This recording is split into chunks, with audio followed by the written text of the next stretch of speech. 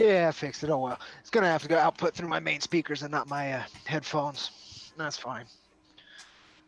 No problem, man. I think we're live now. I'm, oh, I'm getting an echo. Hello? Uh-oh. Let Check. me see if I can fix that. Oh, Check. that must Is be it coming me? through you. Yeah. But I don't hear anything right now, so I think we're okay. Okay, well, it might. Huh? Yeah, I don't know how that's happened. Hopefully, we got that. Indeed. Yeah, I'm just going to open up the stream. Whoa. Weird. Okay. I got the stream open. Just wanted to make sure everything's working. At some point, I'm going to have, like, all this down to a science. And then I'll just be able to go right into the opening, just make it all super nice and clean and professional. And I won't have just my bed in the background. I'll actually have, like, something behind me that will be Science Wizard and Indiesphere comics related. Until then, though, this is what we got. Oh, that's how I did. I don't even go that far. I just put on something where people can see what they're saying, and that's about it most of the time. Yeah. Whoops. I just accidentally posted the stream key and not the link, so let me just fix that. Oh my goodness. It's a mess. It's a mess.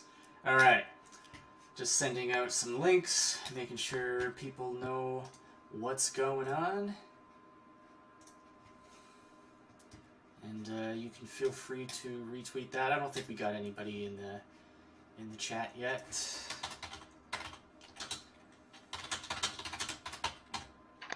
Gotcha. Live now on the Indiesphere. Okay. Now I just gotta get back to here. And okie doke. There we go. I don't know if anybody's joined us just yet, but if you have, hello. My name is Josh Van Haltren, owner and operator of Science Wizard Comics. I am here with my good friend and creator of Jack Irons, writer, very talented friend of mine, Cody Fernandez of Jack Irons. Hello, Cody. How are you doing? It's been a while. Yeah, it has, and I'm doing all right, all things considered. It's been a year of learning of a lot of different things, and I'm happy to be here and talking again, man. It's been far too long. Yeah, man. I mean, it used to be back in the days like all we had was just talking and stuff, and then everything's gotten so insanely busy between me and you and science. But probably between the last time we talked on a stream and now, I've started up Science Wizard Comics. I've roughed out an entire 42-page comic of my own with Pineapple Pizza Man. You're up to issue 3 of Jack Irons now, and we first met and we're streaming together on the what was it called again? The other Josh's stream, Meeting of the Minds. Yes. Back then, you were still just on number 1, working through number 2. So we've all come a long way for sure. And boy, am I glad to see how things have been going with Jack Irons. I think you've pretty much doubled your backing numbers from the last campaign, haven't you? No, actually, we went 6 backers over last campaign, which was nice. Okay. We hit the same numbers and went forward with these 3 issues. I don't know if it's we got a lot of new backers as well, so I was just happy we didn't lose numbers, and it was slightly more profitable in terms of the price point. So we got a little bit more money to work with out of all of it, which was absolutely needed to get any of it done. So it's been good. I was it was I think 4K that final day, after 59 days or so, with the first day doing about 2,400, something like that. So it was a campaign I was very unsure what was going to happen. I had pretty much moved on mentally at the end point that everybody decided something else and wanted it, and we're getting it done, and it is the creative aspect is about 90% done. Yeah, So you definitely I'm really excited. You definitely got to take into account those last minute backers, like the people who are like, oh crap, there's only like 2 days left of the campaign. I gotta go now, or else I'll miss it. There's always going to be some of those. It's nice, but also it can make for a little bit of a stressful last few days of the campaign. That's for sure. Oh yeah, it was again. I had kind of been like, well, I'm not getting any more traction. It's been nearly a month with barely any movement. I'm moving on to something else, see if I can make something else. And that was our website, universecomics.com, which I launched just a day or two before that, just to kind of get, we're not losing, we're just changing what we're doing, right? But what ended up happening is it was just a wonderful extra that I'm glad I ended up doing anyway, to have it set up and ready to go, and everybody has kind of a hub to get to our work.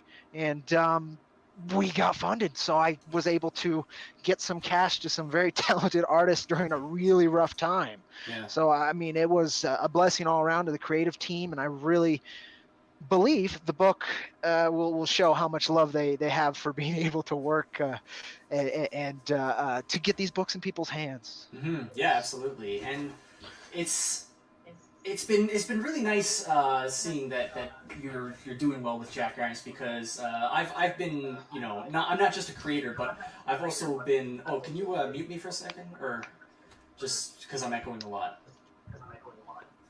Thanks, man. Yeah, I gotta mute my mic when just you're talking, so I'll get it. I get it. I get you. Thank you. But as I was saying, it's really nice to see that Jack's doing well, that you were able to get the issue 3 funded as well, because I'm also a backer. Like, I'm a supporter of a lot of the indie comics. I'm not just a creator with Pineapple Pizza Man, or a publisher with Wompool, but I've been following it since day one, and I've bought a lot of books, and Jack Irons is definitely within my top 5, like somewhere in there. I can't say if it's 5 or 1, but it was one of the best of the indie comics that I had gotten. So if anything, Jack Irons number 3 should be doing even better, because it's like, you made such a great book with such a fun world, and you got a really, really terrific artist with Maxie. So yeah, like, more people got to get out there and get some Jack Irons. Yeah, so I just want to ask, because one of the things I really want to delve into a little more with the Science Wizard Comics Indiesphere stream is a little more of the process work, and how people go about making their comics too. So how is the process with Jack Irons? I mean, I also want to know, like, between issues 1 and issues 3, like, has the process shrunk down in the time frame it takes to get a book done? Like, have you guys been, like, tightening up the pipeline as you go? Well, yeah, let's answer that part first, and then I can kind of say how things work. Yes, it's been tightening because there's less speed bumps. I don't tend to repeat mistakes. I make new ones. And so, exactly. But there's been a tightening there, being able to, I think Maxie really, this time period was rough for people, so I think he was able to pump out the pages a little bit more because he could focus and not worry about his family being fed, all of that, where he is, and I think that helped speed him along. He definitely delivered much quicker than issue 2's lines, Right. Though issue 2 last year was scheduled around a vacation he had, which he couldn't take this year, so that probably helped a little bit. Our process is very loose. Yeah. At the beginning, because it seems to be the way it ends up working.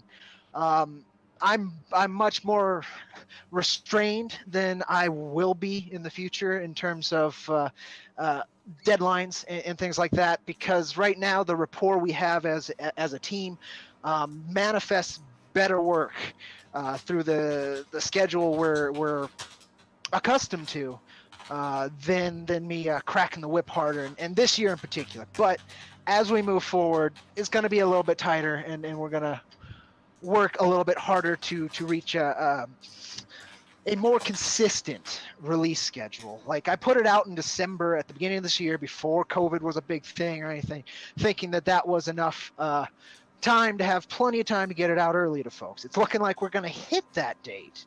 Nice. Because of COVID and these things. We're not going to get it out early, which is sad, but I'm hoping to hit it unless we have some printer issues, which always is a problem. Yeah, so we'll see. I'm certainly no stranger to the printer problems. Yeah, it's there's so many moving parts in comics. I think the more you can eliminate that by your own knowledge and ability, probably the easier time you're going to have on the whole creating aspect. But networking has its advantages as well. So there's a lot of ways to go about it. But our process is I write I call it a loose script. It's not that loose. It has the whole ideas. It has dialogue down to what I want him to say. It has all of that. So almost like a pitch or an outline. Yeah, it's more than a pitch or an outline, but I would say it's less than, say, if you've looked at a DC Comics script, for instance, it's much more detailed than your average screenplay. Whereas a Marvel script might not even be a script, and then they write to it. We kind of have a somewhere in between those two methods. Because I get Maxie that, and then he can, with his artistic mind for the layouts and for pacing and for just things he wants to put in, he can do that. Totally fine with that. He's never delivered a panel or a page where it's like, no, that won't work. So he finds a wonderful balance there. And then when it comes back to me, I rewrite to that so that it better communicates with his art and my idea of what it needed to say through that. And that usually even can take, right now, I tend to do that before coloring or during coloring so far. There's a lot of different ways to organize your process too. When the more team members you have, the more things you can be having going on at the same time, if you can schedule it and such that way. Our team's not so much like that. It seems to be one thing, then another kind of clicks, and then another clicks, which it works for now. But again, if you want to get to a more consistent release schedule, you got to limit those moving parts a little bit and try and get everything, like, you know, a page comes in, then go straight to the colorist and then back. But we can't. Steve also couldn't do it this issue, so this was an interesting thing too. How I write Jack, there's different time periods, and so Steve really, in the second issue, his colors in the bar scenes kind of fluctuated as the issue went on, and he wanted to make sure that they all felt the same with issue 3, so he didn't color any of the pages or panels that had the bar scenes until the end. So we had to wait for all the line art for those pages. But we started getting in the earlier pages, about the first 5 pages, pretty early. I think a good 10 pages before Maxie had finished, and so those were, so it kind of overlapped more than it did last time, because last time we had to find a colorist. Right. But yeah, I remember that was quite an arduous process. You had quite a few tryouts, as it were. I did, and I was glad to. I got to see different styles, and there was a few that, you know, it could have been better. And again, this is why I try to leave Maxie so much room for his creative input in this, because it's what makes it look good. Yeah, absolutely. and the colors on issue 2, and issue 1, they really popped. It was really nice, because even though it was that kind of like post-apocalyptic, you know, cowboy sort of setting, like, it was very vibrant, very colorful, and it really popped, and I absolutely love that about Jack Irons. I thought that was, like, a really refreshing take on that, because whenever you think, like, post-apocalypse or, you know, any kind of Mad Maxy sort of kind of thing like that, you don't really think of, like, vibrant colors. You always think of, like, very muted colors, browns and grays with, like, maybe the occasional, you know, flash of color. But yeah, no, I think that was one of the things that really helped, and really does help Jack Irons to stand apart from a lot of other, at least similar genres. Yeah, no, I think so too. What I think it did, which was wonderful because it was a vibe we really needed, is injected a little bit more cyberpunk than post-apocalyptic in there. You know, bright neons, bright lights to kind of contrast, where it gives it a facade, and it makes it more visually interesting to me with Maxie's very kind of rough, gritty, apocalyptic lines, and then picking it out with this wonderland of colors. Yeah. It puts that again, cyberpunk vibe where you're hiding everything that's corrupt with bright lights and, changed faces and pieces and such. It's just a really nice contrast. I think so, and it helps too, moving in and out of different time periods, because it gives it a grounding, gives you a lot more room to play in terms of the colors. Like you can do a bright, vibrant, gorgeous forest like you did in issue 1 to contrast that the dive bar, and it fits because they can all take that force. So you can have this beauty, you can have these wonderful kind of more traditional Western scenes with this vibrancy at the same time as these more horrific scenes with vibrancy. It's again, the art team, I'm very blessed to work with Stephen Cannon and Maxi Dallo. And it's been a heck of a ride, and we're excited. I really hope issue 3 finishes my intent with this first beta, Jack. It tells you everything you need to know to start a journey, and then from there it's much less exposition and more. Now we're in the bits, and this issue has that bridge. I think folks will find the movement to be much better in this issue, and the pacing to be better in this issue than issue 2. Picks up the pace quite a bit on issue 3, eh? Yeah, I think so. And I personally tried to listen to critique on issue 2 and not overcompensate. I'm pretty stubborn, so I think it's hard for me to overcompensate because I don't want to do it. I don't want to change that. But there was a bit of me was like, yeah, I can see why people really enjoyed the action sequences in 1 and 2, but they're very short. They're very quick, which is what I kind of envisioned. It's a duel. It's over in seconds. But in this issue, we have more of an emotional play to what's going on in the conflict, and it has more of hopefully more weight to it, even though it should leave you with questions. And so we'll see if I pulled it off. I hope I did. I know the art team. It's a gorgeous book. Yeah. Absolutely no question on that. The pacing and paneling, it all follows fine. Even some of the mistakes I had caught earlier were fixed without me bringing them up, which was great. That's always nice. I love seeing that. Yeah, it's always great. I was like, oh, I caught that too. So I'm, we're refining what we're doing. We're refining our pattern. I'm excited to continue growing, and as long as people continue to want the work. And issue 3, if we did it right, should kind of solidify what we're doing. I really hope, but we'll never know till it's out. So I working on that. I gotta ask, is there going to be a trade paperback for Jack Irons once you finish like your first arc? And do you know how many issues the first arc for Jack Irons is going to take? Technically, issue 3 is the finish of the first arc. I'm releasing that as a volume 1 conceptually. It's the beginning. It's the introductory arc.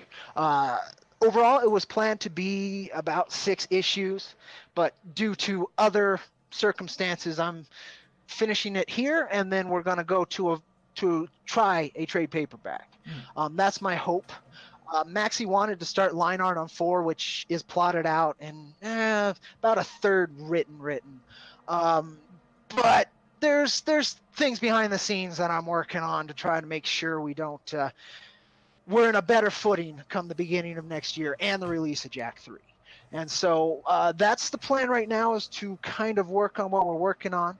And once that's out and we see the reception, I do have a plan to try Kickstarter with a trade paperback and possibly a remastered issue 1, because Maxi hates his issue 1 lines. Really? With a passion. And I'm so surprised. I hate that issue. I mean, it's gorgeous. It came out good, but it's not my art anymore. And so I get that, and I wanted to standardize the size as well, which would be adding 8 more pages, so that each issue is 32. So in the remaster, so in the remaster, you're saying you're going to add an additional 8 pages to issue 1? Yeah. That would be that would be my ideal. Just like issue 3, my ideal was to have 8 pages of a side story in there, but we didn't hit that number. And with the trade paperback, it would certainly be much more profitable for myself and the whole team to just release what we have. So I'm wrestling with the desire to make something better and continue growing, and being able to sustain that. And so we'll see. Again, with issue 3, if it gets out to backers and they really, well, when it gets out to backers and if they really enjoy it, I think there's a lot of different possibilities and ways to pivot at that point. Mm-hmm. But I won't know till it happens. And that was the hardest thing, telling Max. He's like, yeah, I know you want to start, but if you do, this kind of comes up. And so what do you want to do? And we went back and forth on that. We've got good ideas, but right now, you've got to get issue 3 into people's hands. And of course, 1 and 2, the variants. Our latest stumble that I got over was trying to find a new logo artist and somebody to organize our gallery section in the back. And I'm really happy, as a friend of Maxie's that he's worked with before, which makes sense. And he simplified the logo a little bit, which allows the art to breathe a bit more, I think. That was his intention. And Maxie enjoyed it, and I like how it looks. So that's probably going to be the standardized logo for now on, which would be wonderful. Yeah. My goal, as always, is to build a working team. So hopefully we don't have to keep exchanging members every book. But that kind of happens when time has to move forward between each release, and just how things move and grow and adapt, and entropy and all of that. So it's a wild ride that I hope to get more consistent, because we all have the ability to. We just don't have the funding. And so one step at a time to hopefully earn that funding, and then earn it consistently enough to keep producing. Yeah, it's always a balance between time and funding. I mean, I've been having that same thing with like Pineapple Pizza Man. Like, you know, I want to have issue 2 like ready and finished and available far sooner than issue 1. I mean, granted, also issue 1 is 42 pages, which is quite a bit more than we like initially anticipated. But yeah, it's a fatty. At 42, that's nearly an annual. Yeah, practically. But it actually really needed to be those 42 pages. When we started working on it, you know, we were like, I mean, we've been working on it for, you know, for over a year now. But like between the Wampool stuff and starting up Science Wizard and all that, like it just kept like all the steps for you know, going through the script, just going through the script kept getting pushed back, and I had like so little time to work on it. But once I actually did get into it, like I started to get like a bit of a groove, and I think like with each issue, I think the groove will be faster and tighter each time. And yeah, like I'm hoping, like I got 1 issue out. I'm hoping to get issue 1 finished by the end of this year. And then I'm hoping next year I'll be able to do 2 issues. And then the year after that, I'll be able to do 3 issues. And just like kind of keep going until I can almost get to that point where I can pump out like, you know, 1 issue in a month, right? You know, just like the pros, or I guess in a lot of cases the quote unquote pros. But yeah, that's the hope. I mean, the conversation I was having with Maxie, because he wanted to do that. He thinks we can do at least 2 to 3 a year at the ability, and I think so too. If the campaigning didn't have to happen as much, and if you can guarantee that paycheck's coming. Yeah. And that's the thing. I don't like, he wants and he believes in the project, but I also don't like having the personal assurance that he's, you know, he might be putting all this effort for months, maybe ever. I don't really care for that, though it's kind of been partially our back and forth since he did the first issue for far lower than he probably should have. So I don't know, but that is the goal, and I think it's completely possible. Through crowdfunding, I don't know in terms of traditional campaigning crowdfunding. Subscription-like crowdfunding, I think, would be a better way. You know, the Patreon or Subscribe Star way, if that was more acceptable. But even that's very tough to sell on folks, and so you can maybe do it straight through a publisher. That would be a good way to do it. Yeah. But I mean, getting people off their mainstream horses to try your little horses it's tough. Even though usually there's way more creativity and there's way more, you know, a passion, and the folks who are doing it tend to get more from their work than up higher. It's hard for people not to go with the comfort food, and I I get it. Well, I just hope we, as a comics community, can continue to foster growth in some more exotic fare. Absolutely, and I think consistency is definitely something that will help to make things like Jack Irons and some of these indie comics like the new mainstream, not mainstream, but like that new comics addiction for people. Like, oh, I got to get the next Jack Irons, etc. I think Iconic Comics with Black Ops, Common America, and Wall Might. I think they've definitely got a good strategy going right now. Like they've got their website up, and they've got the crowdfunding as well. So there's I think diversity of approaches is definitely useful for that. Like trying to make sure that you're always available in one capacity or another. Like so that people aren't always waiting on the campaigns. And I know that Rags does the Patreon. He's been exceptionally, successful with that. Something like $4,000 or $5,000 a month on that. And I mean, the majority, like almost like the grand majority of that goes to paying for Luigi and his art and getting the monthly or bi-monthly etc. books out to the patrons and whatnot. But I mean, two very different approaches, but very successful. And I think really just consistent creation is really the key, because like they've been going like Common America, Black Ops, Common America, Wall Might, and as soon as they've got one up, like they're working on the next one. As soon as they got the next one up, they're working on the next, and it just feeds into each other. They do a Kickstarter, then an Indiegogo, and then when the Indiegogo's going, for like Common America, they've got like the Kickstarter going for Black Ops, right? So they're making sure to diversify the platforms too, to make sure that it's available to everybody. So you got to give them kudos for that. I mean, they're doing really exceptionally well. They just hit 50,000 on Common America Volume 2, so congrats to them. So yeah, I mean, I think diversity is really the key, like consistency, diversity, and just like making sure that you're quality helps. I would assume that's the other factors. It's got to be good. I mean, though I think you could, as long as you're consistent on release, I think you can rise above quality. But to a degree.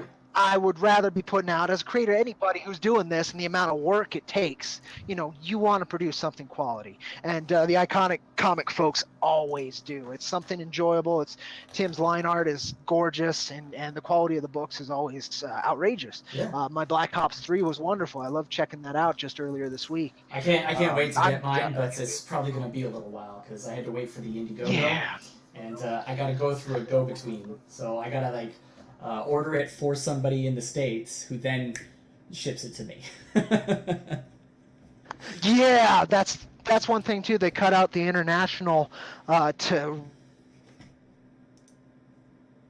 it saves a lot of money and effort, even though people are willing to pay the prices for shipping that they need to in a lot of cases, like they did with issue 3. That was a big swell of our costs was paying for shipping this time. Oh, yeah. And anywho, that's a rough one to navigate right now, and I don't blame them for not doing it. But it sucks because there's a lot of very passionate international customers. I mean, same thing with Jack 1 and 2. We threw a good, God, I think 75 books abroad. So I mean, it was all over the world, hit all kinds of countries and stuff, and that's fun. But it is each one has its own customs kind of forms to figure out, and each one has its own prices and such that you want to make sure is built in, or at least really, really overestimated. And we're going to take that hit come the end of the year too, over here with the Jack 1 and through 3 campaign. But I built in enough for that, and there's been difficulties to make sure, but I shored up enough. My hope was that we'd get a bunch more backers in demand, but we've gotten about 25 backers since we closed in April. So it's been very slow with our campaign growth, much slower than I had hoped for in demand. But this year, everybody's hurting. So I don't, the fact that we got funded at all, and the fact that I can provide the book and that I've had work, that was a big one. I've been working. I guess I had 2 months off before I had to get back to work, and that's been great that I've been able to and been safe and all that. So I don't know. I'm very hopeful. I play things a little bit more by ear than I should, but it'll work out. And again, just making new mistakes so I don't make them again later. As long as I can make it right and it's not a massive mistake, we're good. And right now we're good. So that's we'll see. Hopefully lettering is done this month. And once lettering's done, I think we're gonna just release a digital right away. Yeah. So that should help a little bit and get folks interested, and the digital backers will be happy and have all of their stuff fulfilled, which I always love, and we'll go from there. I'm really, really excited for folks to see this book. It's got some gorgeous scenes, and I am impatient on learning whether or not I improved. We'll see. If the reception is a little bit better. I mean, so we'll see. I mean, I don't think you need to improve. Just saying, I love Jack Irons 1 2. And I gotta say, like, I am not a fan of Westerns, like, at all. I've never really had many Westerns that I've enjoyed, with the exception of Blazing Saddles. But that's like a spoof on Very Westerns. fair reception. Yeah, I mean, you can't go wrong with Blazing Saddles. It was funny because my fiance had never actually seen Blazing Saddles until I introduced it to her. So that was, I mean, getting to introduce that movie to anybody is just like, a treat. Such a treat. That's so fun. Yeah, that was one of my standards back in the day when I was a kid. I grew up in Old West territory right here. I travel on the old Santa Fe Trail to do the ballooning crew work every day for a little bit. It's been more of a breaks because of quarantine and such. But yeah, I mean, so that's always been part of it. But I wanted to do, again, this is. It's been called muddled, and it is muddled. It's so many genres. It's a Western, science fiction, fantasy,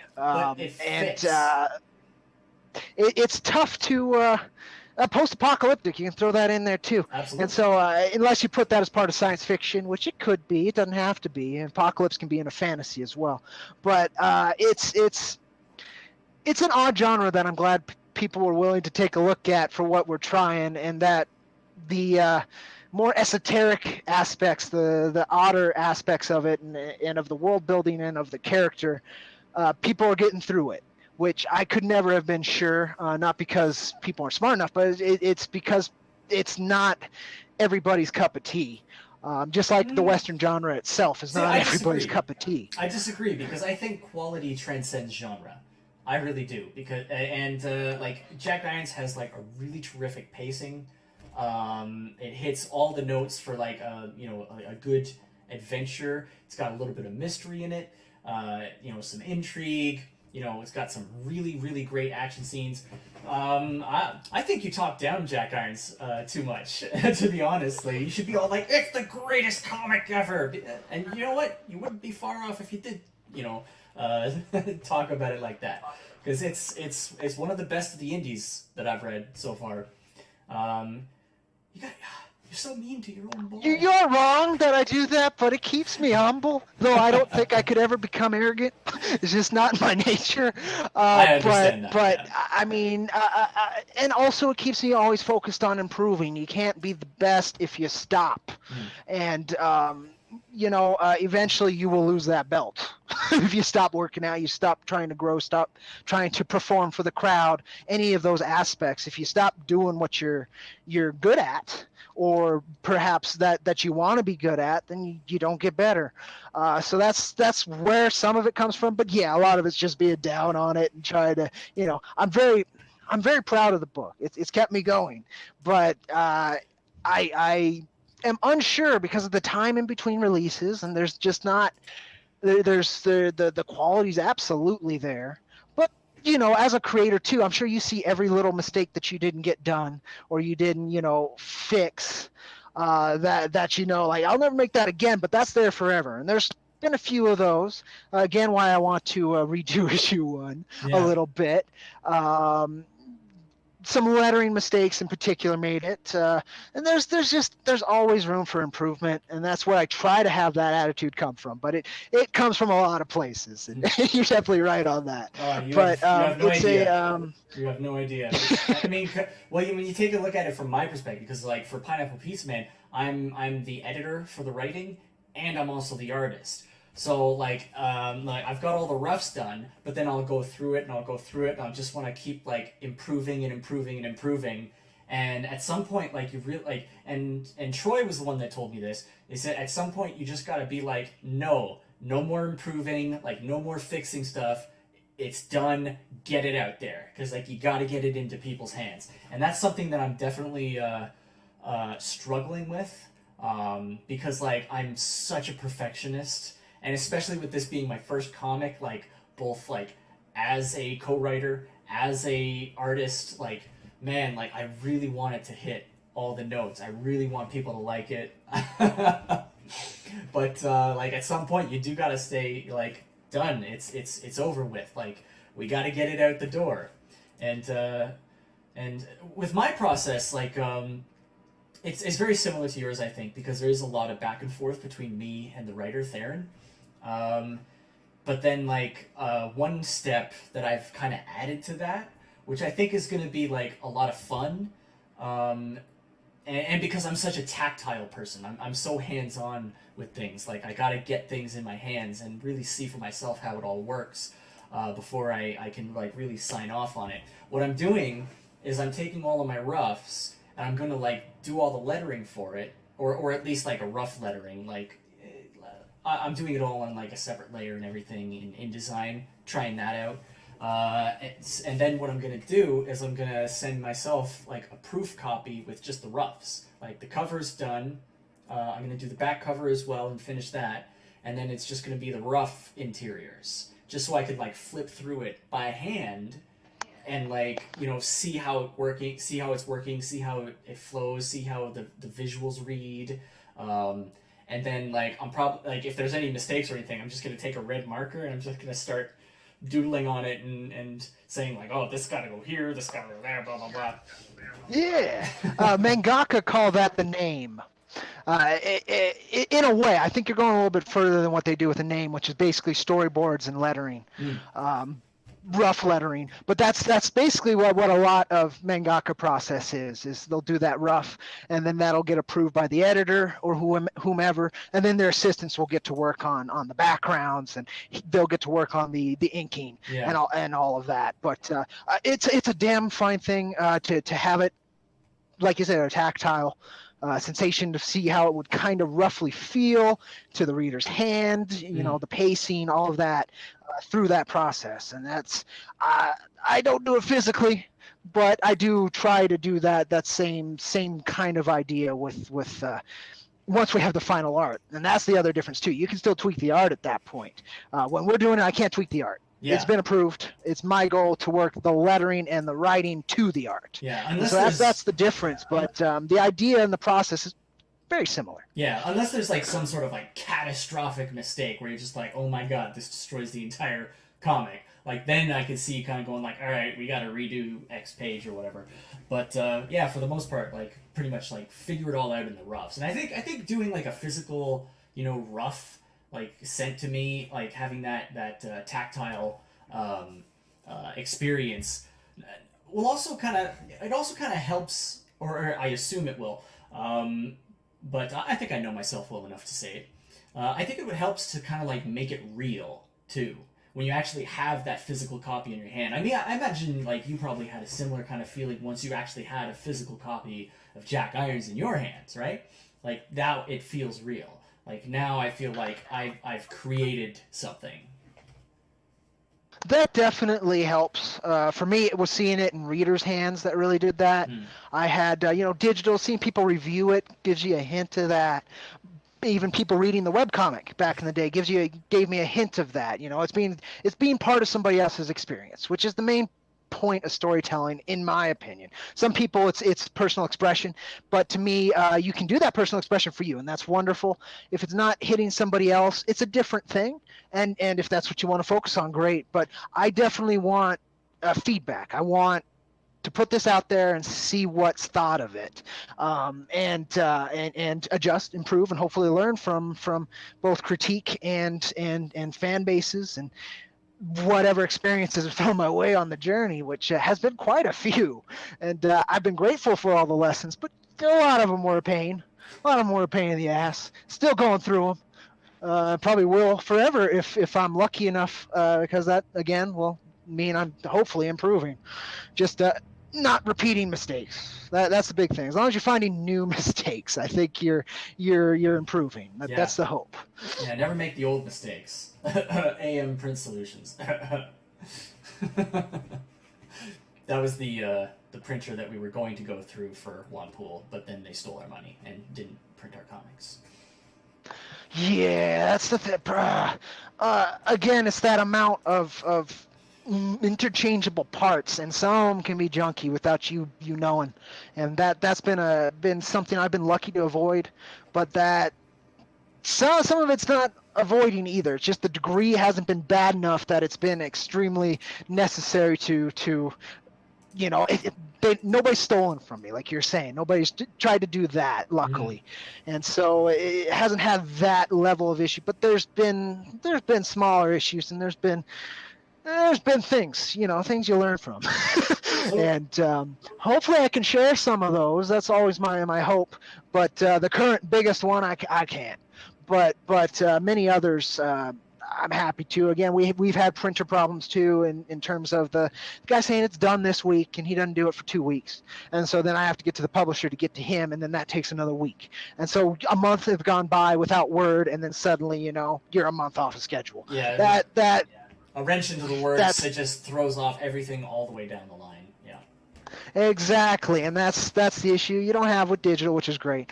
But the physical printing issue and the shipping issue, that's there's a lot of that. I mean, shipments too, going out and getting busted or coming back destroyed. There's so many moving parts, and all you can do is minimize the risk to the customer and yourself while trying to provide the best quality product you can and tell the story you want to tell.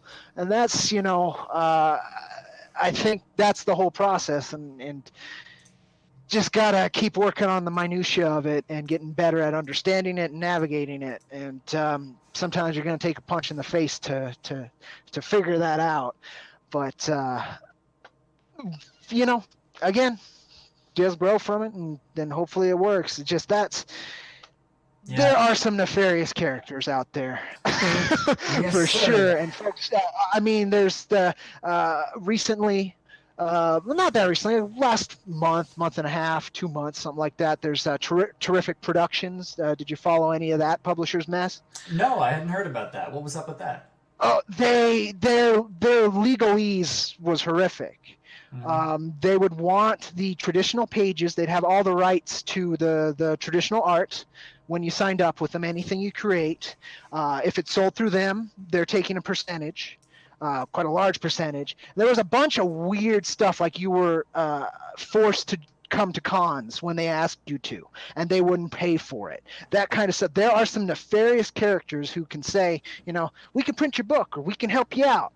And if you aren't smart, you may be soured on comics forever as a creator and just as a fan. Man, I hate seeing that. No, I absolutely do too. Why is it so hard for so many people to just be cool? Oh my goodness! I feel like we're probably too up in the air with Science Wizard for the most part. We've got pretty basic agreements for the most part, but I mean, we work well together. So I mean, we're all friends. We really are always trying to help each other be our best at everything that we do. And we've got our backs even on a personal level. So it's been pretty chill at Science Wizard for the most part. And considering the some of the rocky start when I first started up Science Wizard.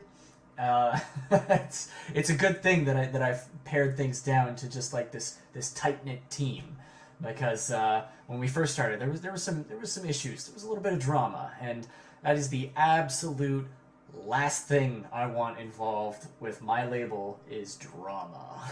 I'm so done with the drama. That's been something. I don't know. I've been able to avoid like 98% of it, and then when I don't, I usually get a real tight slap back. We work it out, and then I'm done with it for another year. But it's a tough one, and it's why, even though with all these titles and all these things that I want to do under Ironverse Comics, we've kept a very small group, and we're working at the pace we've been able to work at. We haven't tried to go much faster than that. Like recently, Cactus Coyote finished plotting out Dollar Coins finished plotting out Cactus Coyote's 16 arcs. He's got it finished in terms of the plot, what's going to happen, and how it works in that. He's been great at that, forging the greater universe we're working towards, while I work on trying to get the physical grounded stuff into people's hands, get it working, and start growing this idea we're doing.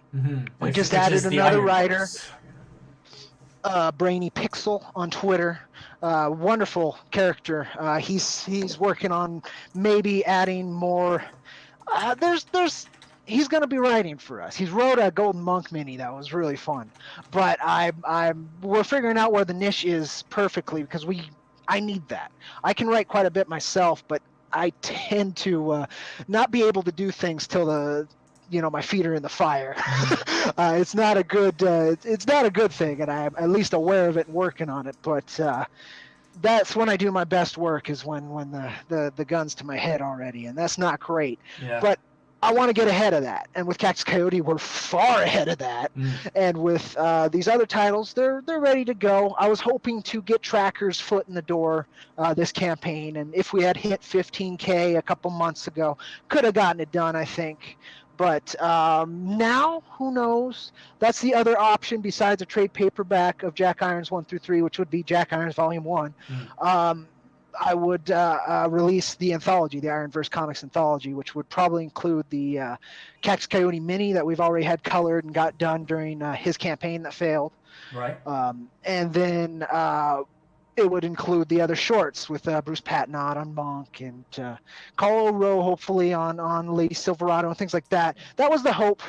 But again, timing's really important for me. So there's a lot of times where I could make a move and I can make a decision and force something to happen. But in my heart, I know that's not what I need to do. Right now is time to watch, do what you're doing, and then kind of take steps where you can. Which I did take a few steps with writing and getting a writing commission, which I'm excited for. I wrote a 6-page intro to the character Sydney for The Kill Journal, which is out on October 6th. Right, so just Tuesday, I'll be on a stream with the creator and the new artist and such. And I was able to get the whole team on that book, which is wonderful. Maxie's doing another short for that book, and Steve's coloring the main book, it seems, which is wonderful. His colors look great on Jay Krager, I believe it is, his lines. He's got the book, it's called Hammer, a post-apocalyptic story, something like that. It's a Viking. It's basically, instead of a cowboy post-apocalyptic, it's a Viking post-apocalyptic, and it looks really cool too. Eventually, we'll have like a post-apocalypse, crossover with pretty much every other genre. We'll have the ninja post-apocalypse, the pirate post-apocalypse, Yeah, right. And then they'll all cross Pirate over. post-apocalypse would be badass. Well, I guess that was Waterworld, wasn't it? Yeah, there you go. We already had it. I feel like that movie's a little underrated. It wasn't explored. I'm a pretty good fan of that movie, and I know it's cheesecake. Not everybody likes Kevin Costner so much, and what it did to the studios and did to Hollywood when it happened with how much money they put into the effects. But it's a fun, goofy movie. If you were trying to be Mad Max on water, that's what I wanted out of it. I can't complain. I can't complain. It was pretty entertaining. I picked up the Blu-ray a while back just to see because I remembered liking it as a kid. I'm just like, and I see everybody trash talking it. And I'm just like, was it good or was it bad? And I just had terrible taste as a kid. So I rewatched it. I was just like, no, this is great. Forget them. Oh no, it's a lot of fun, and the concept's great, and it's got just that little bit of mystery to get you hooked on the character. All of a sudden, oh, he's this mutant, and it takes you where you want to go to find dry land. I mean, it did what it needed to do for how, I guess it was a horrible movie to work on too, so that doesn't help, and doesn't help me feel better about it. But the story and what came out of the process, I mean. Maybe again we just have terrible taste, but I like that movie. I think it came out great. Dennis Hopper's always a great villain. Waterworld Brothers. Visually, where the money went, it looked great. Yeah. It looked like a post-apocalyptic Mad Max. I mean, they had the giant battleship all rusted out that the smokers were driving.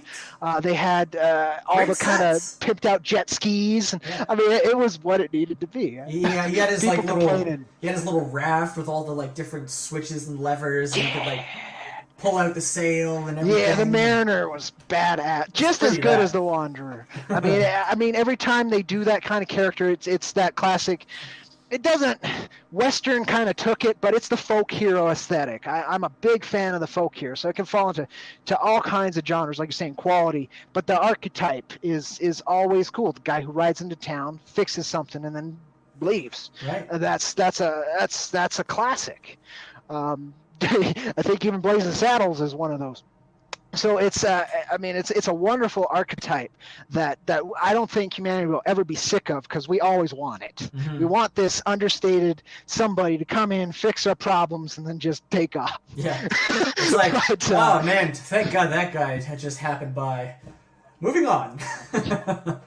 Exactly. Back It sounds- back to normal. So But, going back to some of the other stuff though, it really sounds a lot like you're having like a lot of the same problems that we're having with Science Wizard, where it's like you've got so much content in your head, but like you got to get through like the first bits before you can get to any of that other stuff that you have planned out, and you're just like, I want to get there, but we still here. Oh yeah, I mean that's the issue. Is again, and that's the difference too with the pattern of my team. Is Dial Coins is, like I said, 16 arcs ahead, which means I need to hit at least that amount of arcs, and I have the next 3 issues planned out.